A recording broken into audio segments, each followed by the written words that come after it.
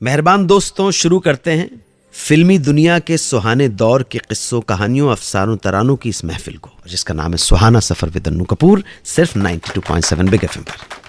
आज की झलक। आज मैं आपको बताऊंगा कि अपने जमाने में साधना जी के लोग इतने दीवाने थे कि उन्हें वो बुर्के में भी पहचान लेते थे। कमाल की बात है। कैसे बताऊंगा आज एक मजेदार किस्से के थ्रू, और बताऊंगा कि संगीतकार रवि का नाम उनके स्कूल में किस वजह से पड़ गया था, गोवर्धन गिरधारी। इसके अलावा आज मैं आपको उस फिल्म के बारे में भी बताऊंगा जिसे देखकर राज कपूर इतने बेचैन हो गए थे कि रात भर सो नहीं पाए, और अगले दिन उठते ही उन्होंने फैसला कर लिया कि अब वो ऐसी फिल्में बनाएंगे जो समाज की हकीकत को दिखा सके। वो फिल्म कौन सी थी पता चलेगा आज के इस शो में, और बातें होंगी संगीतकार चित्रगुप्त जी के बारे में, एक्टर बलराज साहनी जी के जीवन के उस पहलू के बारे में भी जो आज तक अछूता है। जुड़े रहिए मेरे साथ और सुनते रहें 92.7 बिग एफएम पर आपका अपना शो, जिसको आपने मान दिया, सम्मान दिया, और जिसका नाम है सुहाना सफर विद अन्नू कपूर, सिर्फ 92.7 बिग एफएम पर। सबसे पहले बात साधना जी की। साधना जी की लोकप्रियता का यह आलम था कि वो जो पहन लेती थी वो फैशन बन जाता था। जब उन्होंने फिल्म मेरे महबूब में बुर्का पहना तो उनके स्टाइल का बुर्का पहनने का ट्रेंड चल पड़ा, और इसी बुर्के का फायदा साधना जी ने भी खूब उठाया। वो लोगों की नजरों से छुपने के लिए इसका इस्तेमाल करती थी, लेकिन बुर्के में होने के बावजूद वो एक बार पहचान ली गई। बात यह थी कि साधना को घूमने फिरने और शॉपिंग करने का बहुत ज्यादा शौक था, और वो बन गई थी लोगों की चहेती स्टार, जिसकी वजह से खुलेआम आम इंसान की तरह, आम लड़की की तरह वो जा नहीं पाती थी। तो उन्होंने बुर्का पहनकर शॉपिंग जाना शुरू कर दिया। एक बार कुछ सहेलियों के साथ बुर्के में वो जा पहुंची बंबई के चोर बाजार। कॉन्फिडेंट थी कि बुर्के में उन्हें कौन पहचानेगा, लेकिन अचानक बात फैल गई कि साधना आ गई है, साधना आ गई है, साधना आ गई है। भीड़ जमा होने लगी। साधना जी और उनकी सहेलियां परेशान के बुर्के में कैसे पहचान लिया। लेकिन साहब, उनके चाहने वालों की दीवानगी देखिए कि किसी को यह बात पता थी कि साधना के पैर की एक छोटी उंगली बड़ी उंगली पर चढ़ी हुई है। अब ये नेचुरल था और बाय बर्थ था। इस आदमी ने जो साधना को इतना मानता होगा, जानता होगा, उसने उन्हें पहचान लिया, और उसकी वजह से बात फैल गई। भीड़ बढ़ गई। नतीजा यह हुआ कि साधना की शॉपिंग धरी की धरी रह गई, और भीड़ से बचने के लिए साधना और उनकी सहेलियों को बड़ी मुश्किल से कार में सवार होकर वहां से भागना पड़ा। वापस आकर बताऊंगा कि संगीतकार रवि को उनके क्लासमेट्स गोवर्धन गिरधारी के नाम से क्यों पुकारने लगे थे। आप हमसे जुड़े रहें और सुनते रहें सुहाना सफर विद अन्नू कपूर, सिर्फ 92.7 बिग एफएम पर। 92.7 बिग एफएम पर सुनते रहिए रेडियो का number 1 show Suhana Safar with Annu Kapoor. संगीतकार रवि जी को बचपन से ही संगीत का शौक, जैसे जैसे बड़े होते गए वैसे वैसे शौक भी परवान चढ़ता गया। एक दिन ऐसा हुआ कि रवि के एक क्लासमेट ने स्कूल के संस्कृत के टीचर को बता दिया कि रवि बहुत अच्छा गाता है। ये संस्कृत के जो टीचर थे वो थे संगीत प्रेमी। उन्होंने क्लास में ही कहा, रवि गाना सुनाओ। थोड़ा सा रवि जी झिझके, पर पंडित जी का हुक्म था, गाना सुनाना पड़ा। पंडित जी बहुत खुश हुए गाना सुनकर। उन्होंने स्कूल के एनुअल फंक्शन के सिंगिंग कंपटीशन में रवि का नाम लिखवा दिया। यह बात होगी तकरीबन 1939 की। उन्हीं दिनों एक फिल्म आई थी पुकार। उसका एक गाना, तुम बिन हमरी कौन खबर ले गोवर्धन गिरधारी, बहुत पॉपुलर था। एनुअल फंक्शन में बालक रवि ने वही गाना सुना दिया। लोग वाह वाह झूम उठे, खूब सराहना मिली और मिला पुरस्कार। रवि साहब का गाया गीत स्कूल में इतना मशहूर हो गया, आते जाते इस स्कूल में रवि को देखकर लोग बस यही कहने लगे, क्यों भाई गोवर्धन गिरधारी, क्या हाल है। इस गीत की वजह से, इस गीत की पॉपुलैरिटी की वजह से, और जितना खूबसूरत गीत रवि साहब ने गाया था, पूरे स्कूल में उनका नाम ही पड़ गया, गोवर्धन गिरधारी। वो जब तक स्कूल में पढ़ते रहे तब तक दोस्त यार रवि नहीं, गोवर्धन गिरधारी बुलाते रहे। और गोवर्धन गिरधारी के प्रताप से, आशीर्वाद से रवि ने संगीत में दिनों दिन तरक्की की और एक दिन बन गए हिंदी सिनेमा के जाने माने संगीतकार रवि। वो कौन सी फिल्म थी जिसे देखकर राज कपूर इतने बेचैन हो गए कि रात भर सो नहीं पाए, और अगले दिन उठते ही उन्होंने ये फैसला कर लिया कि अब वो ऐसी फिल्में बनाएंगे जिनका सोशल रेलेवेंस हो, समाज की हकीकत को दर्शा सके, नई दिशा दे सके। ये कहानी सुनाऊंगा थोड़ी देर में। आप सुनते रहें सुहाना सफर विद अन्नू कपूर, सिर्फ 92.7 बिग एफएम पर।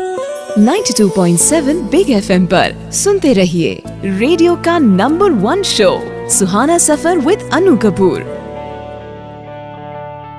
राज कपूर साहब ने एक बार एक फिल्म देखी और इस फिल्म ने उन्हें बेचैन कर दिया, उनकी सोच बदल दी। हुआ यूं कि एक फिल्म के प्रीमियर पर राज कपूर को खास तौर पर इनवाइट किया गया। राज कपूर जी अपनी धर्मपत्नी कृष्णा के साथ जा पहुंचे फिल्म देखने। फिल्म शुरू हुई और धीरे धीरे फिल्म देखकर राज कपूर बेचैन हो उठे, आंखें भर आईं और फिल्म खत्म होने के बाद चुपचाप खामोशी के साथ नजरें बचाकर पत्नी के साथ घर के लिए निकल गए। रास्ते भर खामोश रहे, न जाने जहन में क्या चल रहा था। पत्नी कृष्णा ने समझा कि शायद फिल्म में मजा नहीं आया, लेकिन घर आने के बावजूद बेचैनी गई नहीं, चेहरे से झलक रही थी। रात भर करवटें बदलते रहे। सुबह हुई तो कृष्णा को कुछ फर्क नजर नहीं आया। उन्होंने पति से कारण जानना चाहा। पत्नी की ये पूछते ही कि क्यों ऐसा हाल बना रखा है, क्यों बेचैन हो, क्यों परेशान लग रहे हो। जवाब में राज कपूर की आंखें भर आईं। बोले, कृष्णा, मुझे लग रहा है मैं कैसी फिल्में बना रहा हूं, हीरोइन के इर्द गिर्द नाचने वाली फिल्में। असल सिनेमा तो यह है जो मैंने और तुमने कल देखा है। मुझे तो ऐसा लग रहा है कि अब मैंने अपना वक्त बर्बाद कर दिया। मुझे तब तक सुकून नहीं मिलेगा जब तक कि मैं इस तरह की कोई फिल्म नहीं बना लूं जो समाज को नई दिशा दे, जो समाज की हकीकत को जाहिर कर सके। राज कपूर पर जिस फिल्म ने इतना गहरा प्रभाव डाला वो फिल्म थी दादा बिमल रॉय की 2 बीघा जमीन। इसी फिल्म को देखकर राज कपूर साहब इतने प्रेरित हो गए, इतने चार्ज्ड हो गए कि उन्होंने जागते रहो फिल्म बना डाली। राज कपूर की यह फिल्म जागते रहो बॉक्स ऑफिस पर कामयाब नहीं रही, लेकिन चेकोस्लोवाकिया में कार्लो विवारी इंटरनेशनल फिल्म फेस्टिवल में अवार्ड हासिल किया, साथ साथ नेशनल अवार्ड भी मिला, सर्टिफिकेट ऑफ मेरिट भी प्राप्त हुआ। 2 बीघा जमीन ने जागते रहो की बुनियाद डाली थी। वापस आकर सुनाऊंगा संगीतकार चित्रगुप्त जी की कहानी। प्रोफेसर की नौकरी छोड़कर पटना से चले आए बॉम्बे। जानने के लिए सुनते रहें सुहाना सफर विद अन्नू कपूर, सिर्फ 92.7 बिग एफएम पर। 92.7 बिग एफएम पर सुनते रहिए रेडियो का number 1 show Suhana Safar with Annu Kapoor. दोस्तों, अब बात संगीतकार चित्रगुप्त जी की। चित्रगुप्त जी का जन्म बिहार के गोपालगंज में हुआ था और म्यूजिक में उनकी रुचि बड़े भाई जगमोहन आजाद की वजह से हुई। भाई साहब पत्रकार थे, लेकिन पत्रकारिता के साथ साथ संगीत का भी बहुत शौक था। चित्रगुप्त इन्हीं से उत्प्रेरित होकर पंडित शिवप्रसाद त्रिपाठी से विधिवत शास्त्रीय संगीत की शिक्षा प्राप्त करने लगे। इतना ही नहीं, चित्रगुप्त जी ने भातखंडे महाविद्यालय लखनऊ से नोट्स मंगाकर संगीत का रियाज करना भी शुरू कर दिया। उन दिनों वो पटना विश्वविद्यालय में प्रोफेसर के रूप में अध्यापन भी कर रहे थे, लेकिन हृदय में संगीत बसा था। इस संगीत साधक का मन कहां लगने वाला था। नतीजा यह हुआ कि एक दिन नौकरी छोड़ दी और पटना से चले आए बंबई। चित्रगुप्त जी उस दौर के सबसे अधिक विद्वान पढ़े लिखे संगीतकारों में से एक थे। बंबई आकर उन्होंने मुश्किलात झेली, लेकिन संघर्षों से कभी डरे नहीं, घबराए नहीं। संगीतकार एच बी दास के म्यूजिक डायरेक्शन में, कोरस में भी गाया। उसी दौरान उनकी मुलाकात हुई संगीतकार एस.एन. त्रिपाठी से। एस.एन. त्रिपाठी चित्रगुप्त से मिलकर बहुत प्रभावित हुए, बहुत अच्छे लगे और उन्होंने अपना असिस्टेंट बना लिया। कुछ ही दिनों में उन्हें as an independent music director पहली फिल्म मिली, लेडीज रॉबिन हुड। यह पहला ब्रेक था। उसके बाद चित्रगुप्त जी धुनों की यात्रा पर निकल पड़े और फिल्मों में बेजोड़ संगीत देने में मशगूल हो गए। ये बहुत कम संगीत प्रेमी जानते हैं कि गीता दत्त ने सबसे ज्यादा गीत दादा चित्रगुप्त के लिए गाए हैं। लता जी के साथ बहुत करीबी रिश्ता रहा, इतना कि चित्रगुप्त के बेटे मिलिंद का नामकरण भी लता जी ने ही किया था। चित्रगुप्त जी ने बड़ा आदमी, अपलम चपलम, ओपेरा हाउस, औलाद, मैं चुप रहूंगी, आकाशदीप और भाभी जैसी फिल्मों के साथ साथ 40 से भी ज्यादा फिल्मों में संगीत दिया है। बहुत ग्रेट मानता हूं चित्रगुप्त जी को। ये पर्वतों के दायरे, ये शाम का धुआं, चल उड़ जा रे पंछी के अब ये देश हुआ बेगाना, क्या क्या गीत कंपोज किए हैं। Great music director, great. उस महान संगीतकार को श्रद्धा सुमन अर्पित करता हुआ मैं उनका एक गीत आपको सुनवाने जा रहा हूं। वापस आकर बात करूंगा ग्रेट एक्टर बलराज साहनी के जीवन के उस पहलू पर जिससे ज्यादातर लोग अनजान हैं। ये कहानी सुनाऊंगा थोड़ी देर में। आप सुनते रहें सुहाना सफर विद अन्नू कपूर, सिर्फ 92.7 बिग एफएम पर। 92.7 बिग एफएम पर सुनते रहिए रेडियो का number 1 show Suhana Safar with Annu Kapoor. Balraj Sahni, महान कलाकार, महान व्यक्तित्व। आज मैं आपको उनके जीवन के कुछ ऐसे पहलुओं के बारे में बताऊंगा जिनके बारे में ज्यादातर लोगों को जानकारी नहीं है। बलराज साहनी सिर्फ एक अभिनेता ही नहीं थे। उनकी असाधारण प्रतिभा की अभिव्यक्ति विभिन्न क्षेत्रों में हुई थी। वो एक लेफ्टिस्ट या वामपंथी रुझान वाले प्रगतिशील राजनीतिक व सामाजिक कार्यकर्ता भी थे। देश के लिए मर मिटने का जज्बा था और समाज के लिए कुछ करने का मजबूत इरादा। एक बार की बात है जब बंबई के निकट भिवंडी में दंगे हुए, बलराज साहनी भिवंडी पहुंच गए और एक मुस्लिम मोहल्ले में दंगा पीड़ितों के साथ 2 हफ्ते तक रहे। लोगों के बीच धर्मनिरपेक्षता और मानवता का भरोसा दिलाते रहे। राइट्स के दौरान यह काम करना आसान बात नहीं थी। लोगों ने उन्हें बहुत समझाया पर उन्होंने किसी की सुनी नहीं और जिस इरादे से वो गए थे उसे पूरा कर दिखाया। बलराज जी अच्छे कामों के लिए प्रचार करने लगातार देश भर में भी दौरे किया करते थे। इप्टा के लिए, जुहू आर्ट थिएटर के लिए वो नाटक भी लिखते, एक्ट भी करते, डायरेक्शन भी करते। यहां तक कि इन नाटकों में खर्च होने वाले पैसों का भार भी वो खुद उठाते थे, खुद ही फाइनेंस भी करते थे। वो फिल्मों में अभिनय करके पैसा कमाते थे, लेकिन इस पैसे को अपने लिए ऐशो आराम पर खर्च करने की जगह वो ज्यादातर पैसा मानवता के लिए किए जाने वाले अच्छे कामों में लगा देते थे। जिस रोज बलराज जी की मृत्यु हुई, उस रोज दिल का जानलेवा दौरा पड़ने से घंटे भर पहले वो ख्वाजा अहमद अब्बास से टेलीफोन पर यही बात कर रहे थे कि हैदराबाद के उबालिगा मेमोरियल हॉस्पिटल के कंस्ट्रक्शन में कैसे कंट्रीब्यूट किया जा सकता है, किस तरह से इंसानियत की खिदमत की जाए। शॉर्टलिस्ट हुआ है एक नाम और वो नाम है रश्मि नेगी का। हम उनसे उनका प्रश्न जानेंगे थोड़ी देर में जब उन्हें स्टूडियो से फोन लगाएंगे। आप हमारे साथ जुड़े रहें और सुनते रहें सुहाना सफर विद अन्नू कपूर, सिर्फ 92.7 बिग एफएम पर। 92.7 बिग एफएम पर सुनते रहिए रेडियो का नंबर 1 शो। शॉर्टलिस्ट हुआ है एक नाम और वो नाम है रश्मि नेगी का। रश्मि नेगी जी बोल रही हैं? हाँ जी। नमस्कार, मैं अन्नू कपूर बोल रहा हूँ 92.7 बिग एफएम से। रश्मि नेगी जी, अन्नू जी नमस्ते। जी नमस्ते। कहाँ से बोल रही हैं रश्मि जी आप?